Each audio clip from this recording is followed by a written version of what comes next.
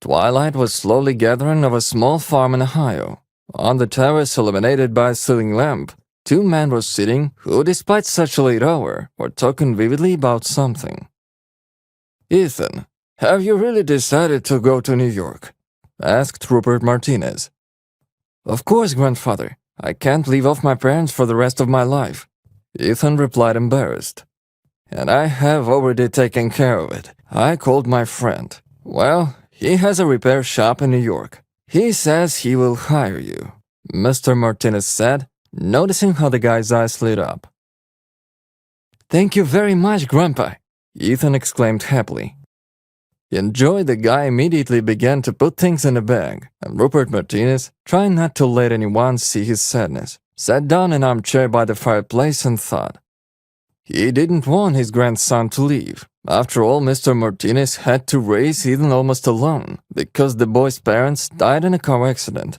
It would have been very difficult for the farmer, if not for the help of a neighbor, Charlotte Edwards. Just like Rupert Martinez, she raised her granddaughter alone. She was younger than Ethan, and still went to school. 15 years old, the most difficult age. Ethan always considered April a baby, but the girl, for a long time and unrequited, was in love with him. Most likely, the guy did not even know about April's feelings, and if he did not attach importance, considering her younger sister. The next day, Mr. Martinez and Ethan woke up earlier than usual. Worried that his grandson will be late for the morning bus, the old man did not sleep all night. Neighbor Charlotte and Mr. Martinez has volunteered to accompany Ethan. April, on the other hand, did not show herself to anyone all morning, locked in her room. Only Grandma knew that the girl was crying, saddened by Ethan's departure. New York met the guy affably. Burning neon signs and shop windows attracted the eye and excited Ethan's mind. The guy found the address where the car service was located with a great difficulty. The owner himself, whose name was Robert Hall, came out to meet him. Instead of the proposed rest, Ethan decided to get to work right away. On the bus, he managed to get enough sleep, and therefore felt an unprecedented surge of strength. The guy really liked working in a workshop. There were a lot of different tools, the existence of which he had not even guessed before. Working in a workshop until exhaustion, Ethan gradually acquired the necessary skill. Soon, Robert Hall began to give the guy more difficult tasks, which he successfully coped with. One day, Mr. Hall sent Ethan to buy spare parts in another shop located on the other side of town. To prevent the guy from riding on a public transport, Robert Hall gave him the keys to his car. Ethan was incredibly glad to walk and studied the city with interest. Suddenly, driving over the bridge, he saw how the driver of the Ford that overtook him lost control and knocked down the guardrails, collapsed into the river. Ethan managed to notice that a young girl was driving. Having stopped the car, the guy jumped on headlong and, on the move, threw off his jacket and part of his outerwear. "Wait, where are you going? The water is cold," somebody shouted to him from the crowd of onlookers. But Ethan dived into the icy river anyway. Despite the fact that it was spring outside, it was still cool, and the water did not warm up properly. Unwitting viewers mentally counted down the seconds that had passed since Ethan jumped into the river. Many have already begun to say that the guy died, and he risked in vain. Suddenly, one head appeared on the surface, then another. The guy rode with the last of his strength to the shore, where an ambulance was already waiting for them, called by eyewitnesses of the events. The rescued girl was immediately hospitalized, but Ethan refused the offered help. After wiping himself dry, he went on about his business, trying not to remember the incident on the bridge. But by the evening, Ethan suddenly felt very bad. The guy had shortness of breath and chest pain, and after that, a high temperature rose. The next day, the guy barely got to the service station, but there he became very ill, and Mr. Hall was forced to call a doctor, who insisted on immediate hospitalization. The guy turned out to have right-side pneumonia. The first couple of days, Ethan spent in delirium and unconsciousness, burning from a high temperature. But when he woke up on the third day, he saw that unfamiliar pretty girl was sitting next to him. "I'm glad you came to your senses. I was very worried that my savior would not save himself," the stranger said confusedly. Now Ethan remembered the girl he had saved. Then, on the embankment, there was simply no time to look at it. Imperceptibly, the young people started talking, and Ethan found out that the beautiful stranger's name was Daisy Young.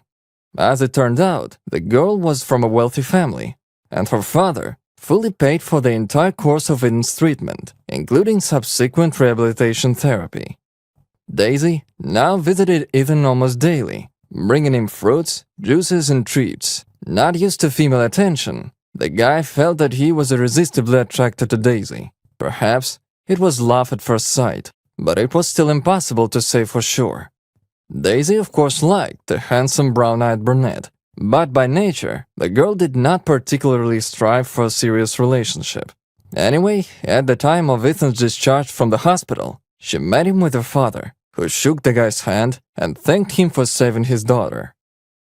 Everything went back to normal, and Ethan returned to work at the workshop. In the same time, he continued to date Daisy. Without knowing it, the young people got into a whirlpool of romantic relationships and love passions. Noticing the changes in his daughter, Donald Young asked, "Daisy, just be honest. Do you really need Ethan? You'd better find someone from your circle, richer." At first, Daisy didn't attach much importance to her father's words. But when at Ethan's invitation she came to his farm in Ohio, she was disheartened by everything she saw there. Unfortunately, her father's words found a response in Daisy's soul, and now she looked at her boyfriend with completely different eyes. Now what had attracted her to him before seemed somehow dull, and when Ethan, with a gorgeous bouquet of roses and an engagement ring, made Daisy a marriage proposal, she refused him. "Ethan, my feelings for you are gone. I don't love you. So, let's break up. We're too different. Goodbye." Ethan was speechless and dropped the flowers from his hands. Then he slammed the door and went outside. The guy went to the river and, throwing the ring into its dark waters, buried the last hope of the relationship with Daisy Young. Despite the fact that Ethan was very ill, he put all his strength into work. A guy from Ohio worked in workshop for days, which could not go unnoticed by the owner of the auto repair shop. 6 years have passed. For his high professionalism and dedication, Robert Hull made a guy the manager of a chain of auto repair shops in the city. In Ethan's life, there is now prosperity and confidence in the future, but family happiness during this time he never managed to know. One day in the city, the guy accidentally met an old friend of Daisy, who was extremely surprised by his new car and fashionable clothes. "Ethan, hi! You've changed so much. I didn't even recognize you. Apparently everything is fine with you. But Daisy has serious problems. Haven't you heard? Her dad became bankrupt and died 6 months ago. Daisy was married, but her husband left her. She began to seek solace at the bottom of the bottle. Her poor son Josh is only 6 years old, and he is already in an orphanage." "Wait, her son is 6 years old? Are you sure?" Ethan asks excitedly. In response to this, the girl smiled ironically and nodded her head affirmatively.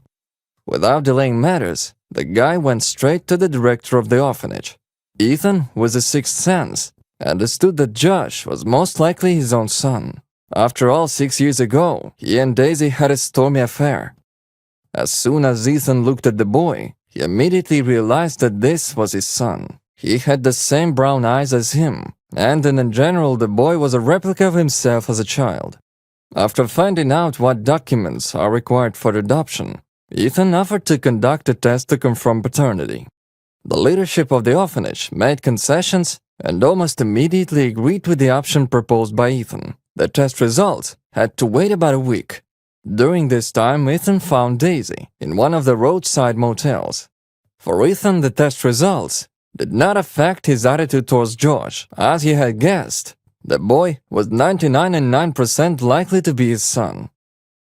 After completing the necessary documents, Ethan took the boy from the orphanage and brought him to the Rupert Martinez's farm in Ohio.